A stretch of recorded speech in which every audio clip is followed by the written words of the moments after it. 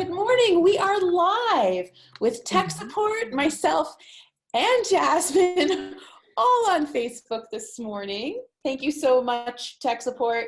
Have a great day. You're very welcome. All right. Awesome. Yay. So we're here. Grateful to be here this morning with Jet Setting Jasmine. And she is an amazing sex educator, sex entertainer, and therapist, owner of 3-time award-winning Royal Fetish Films. Thank you. Good morning. Good morning. For those of you who don't know me, I'm Jupiter Slut. That's Shameless, Luminous, Untamed Truth. And so, Jasmine, please tell us a bit about how you came to be the owner of Royal Fetish Films and about sex education and sex entertainment and therapy and how that all works together. So, one step at a time, right? I kind of was on the traditional model for the most part for education. Have my degree in sociology, went back to school and got a master's in social work, became a clinical therapist, and also have a degree in gerontology. So I study aging.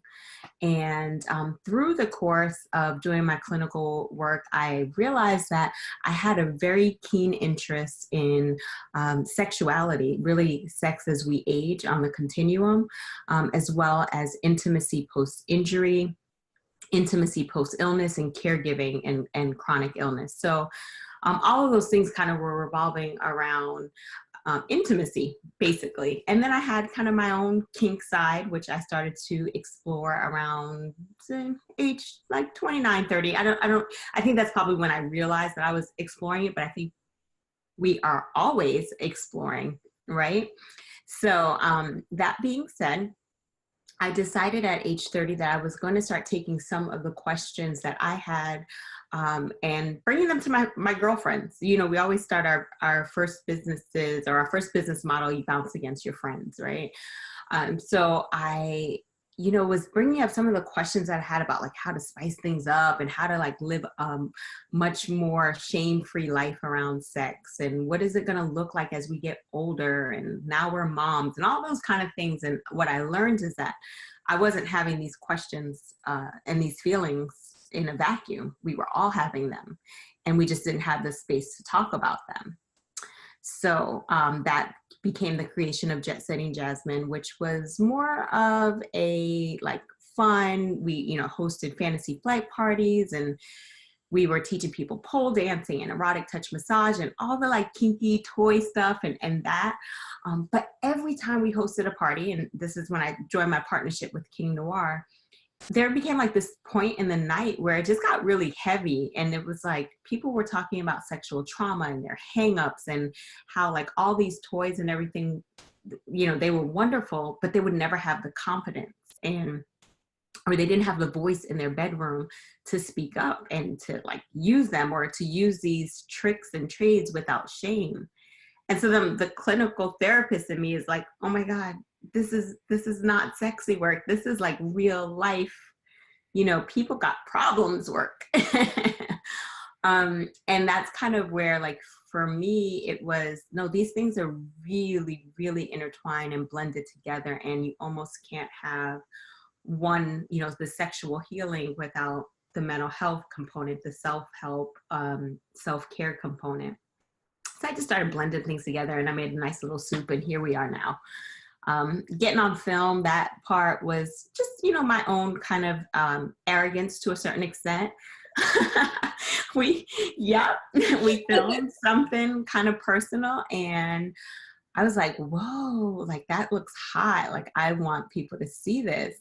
And the more I thought about putting that out there, the part that was so hot, it wasn't like we were doing like any, magic tricks or anything like that. It was the fact that it was a Black couple having an intimate moment with no crazy stereotypes laid on top of it, no crazy labels.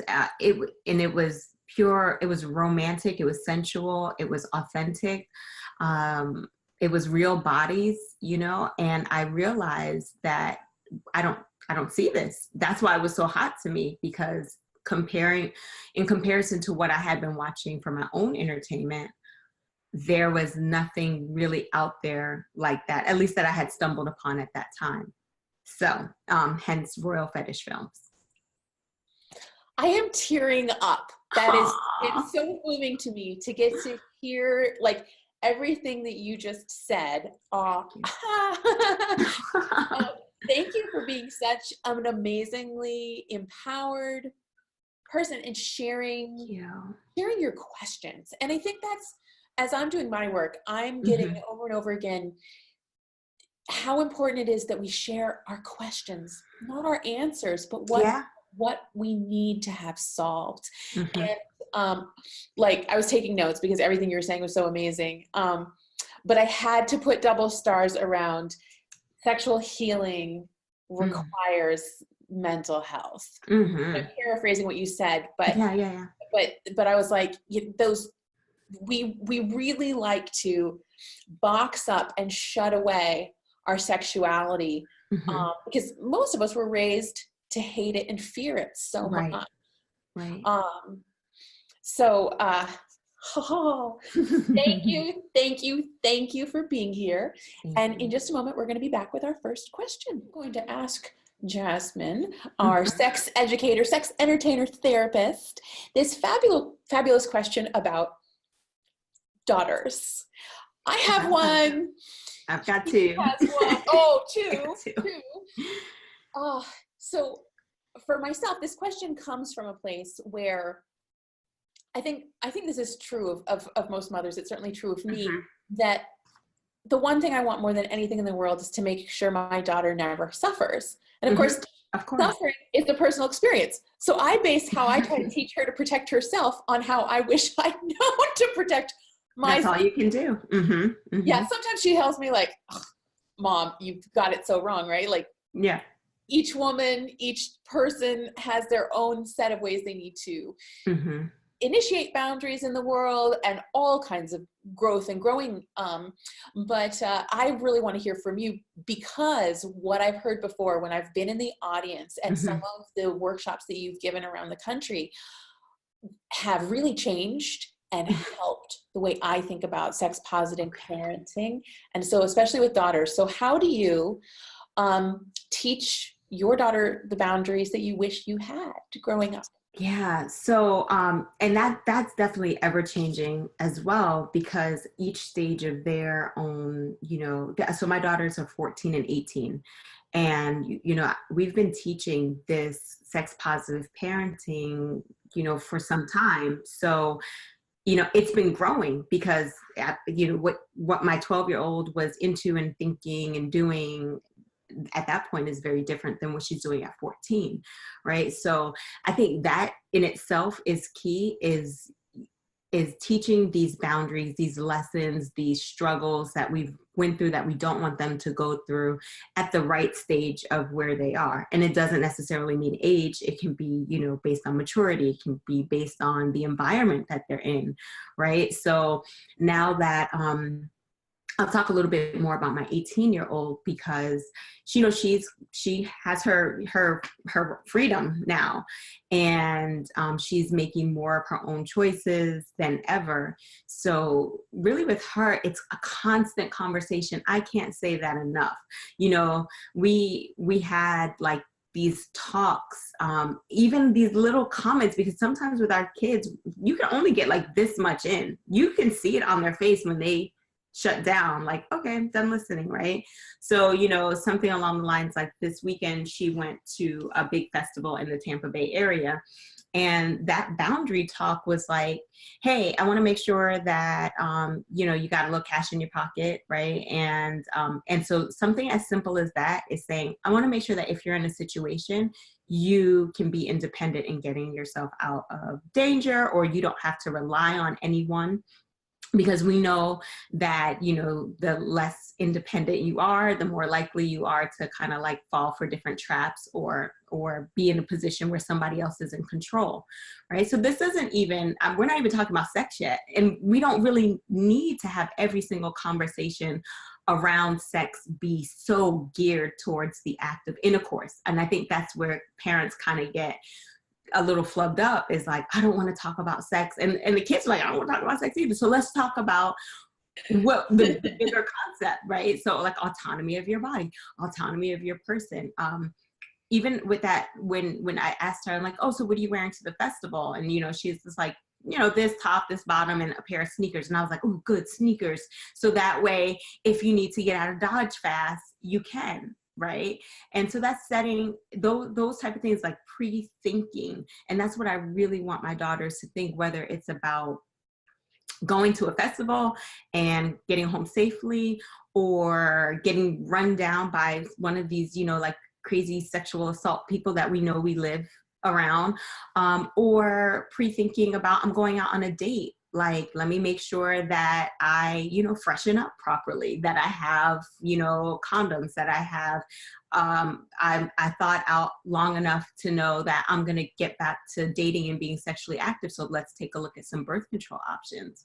So that I try to really look at much bigger concepts, and then think about how I can talk to them about it so that they can use those large concept lessons in every facet of their life.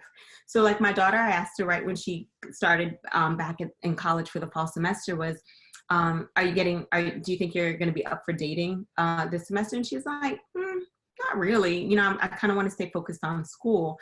And I was like, okay, well, if you do kind of feel that urge, you start liking someone, like, this is your insurance card, like make an appointment and get your birth control and all of that kind of stuff. And, you know, if you have any questions about different types, let's talk about it. And she's just like, okay, cool, thanks. You know, and that small amount of time that I'm giving her to say, hey, take care of yourself. Here are the tools to do so. And if you have questions, like, just know I'm already ready to have that talk. And so that's kind of how in our house, we kind of set up these boundaries, and we let them know, like, hey, this is a space that you can work in. And, you know, and I'm here for you. And here are some tools to kind of help you with that. One of the, you kind of like, I like how you work micro lessons, right? One of the ones that I learned from you, confession time. I was raised this way, and I went on raising my daughter this way until Jet Set Jasmine said, and that was the forcing kids or putting a lot of pressure on them to give hugs. You know, give this person a hug. Where I was teaching, because I know I didn't have this boundary for myself. Yeah. If it wasn't sexual, how dare I reject or just not want to be touched? How dare I make someone feel rejected or unloved, and especially within the family? But that that affected how I looked at my entire self and my place in the world and my relationship to others. Yeah. So when I heard you say that, I changed my actions, first with my daughter, and second with myself. And in general, the best changes in the last few years of my life have been when I started treating myself the way I treat my daughter, you know, like, so can you tell me a little bit more about how you discovered that boundary and why that boundary is so important? So, you know, as someone, and I'll just be completely transparent with you, the first time that I experienced sexual assault was sitting on the lap of a relative, right? And sitting on the lap of a relative when my mother was in the next room. So this is how pervasive and disgusting people can be, you know, with just awful, right? That knowing the number one person that loves you and is there to protect you, that could matter, that matters none at all to them. So that had always been in my mind, especially once I had children, you know, kind of like that fear of fighting between the way that I was raised and the damage that happened to me as a child. So it's that thing that's like, okay, there's an adult, to be respectful, give a hug, you give a kiss, if they have questions and you answer them, right? But then also knowing, but when I did that when I was little, that a bad thing happened to me. You know, so I was always juggling when we would go to relatives and they're like, oh, give me a kiss, I love you, da, da, da. And in my head, I'm like, you know, be respectful. You should definitely, you know, kiss auntie so-and-so or whatever. But then I'm like, what kind of message am I sending them? So it was a lot of conflict as a parent. And it's okay if you're in that stage of parenting where you're like conflicted. It's just acknowledging that conflict, right? And then deciding, what can I do to be a better parent, or what type of parent do I want to be, knowing this conflict that I'm having. So with my girls, at some point, this is the talk that we still have to this day, because my 14-year-old is a little shit, right? She's like not the lovey-dovey one. The conversation that we have in the car is, when we walk in that house, you will say hello to every adult. Do you understand me? And then she is like, fine. We don't say you're going to go in there and hug every adult, right? If so-and-so wants to hug you, we don't do touch. There's a way that you can be respectful with still honoring your body.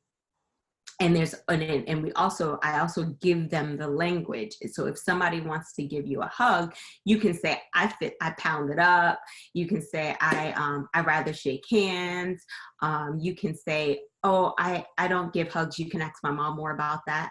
Right. So I allow them to give their preference. And if there's any pushback on their preference, I'm there to support them.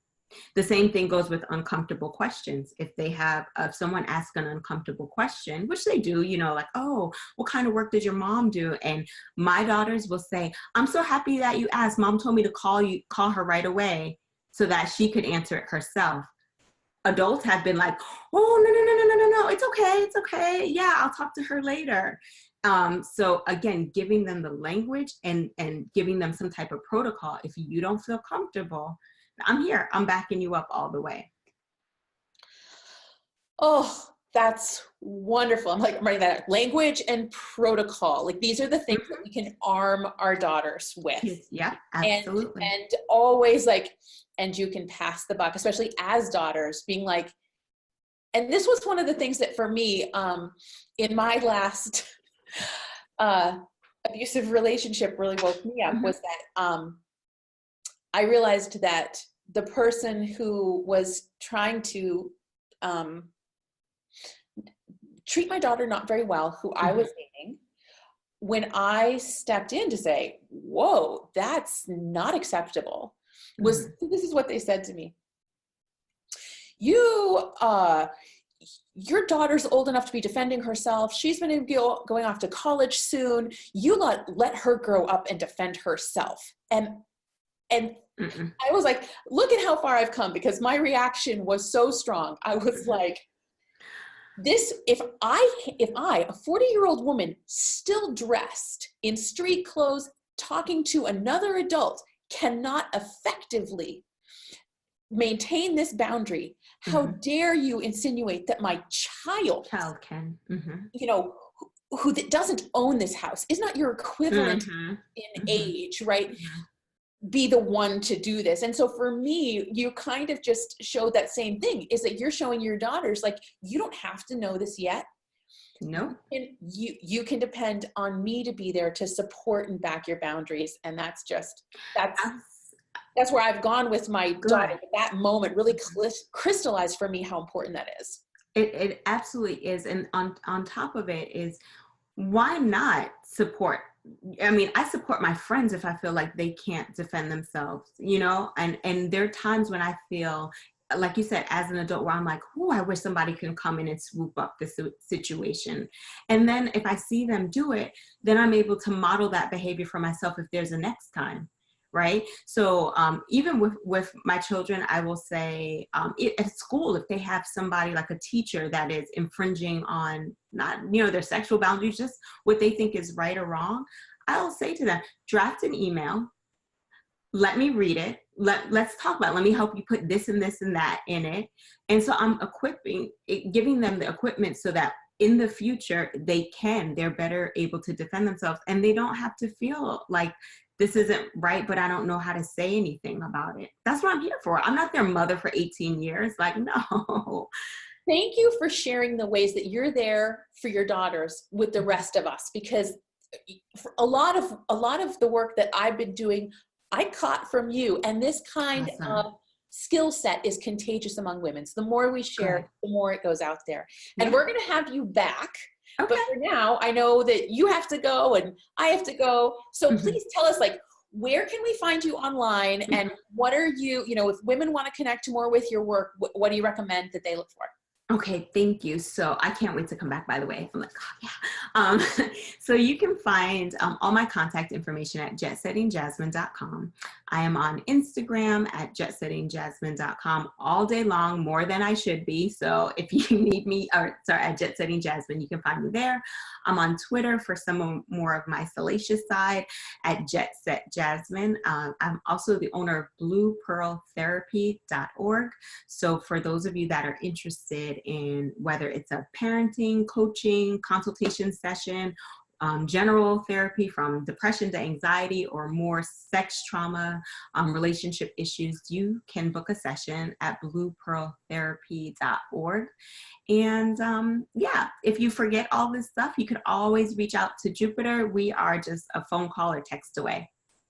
And I will put a link to the bluepearltherapy.org in as well. I already have one there for Jet Set Jasmine. Okay. And, you can find me at jupiterslut.com, and we will be back next week.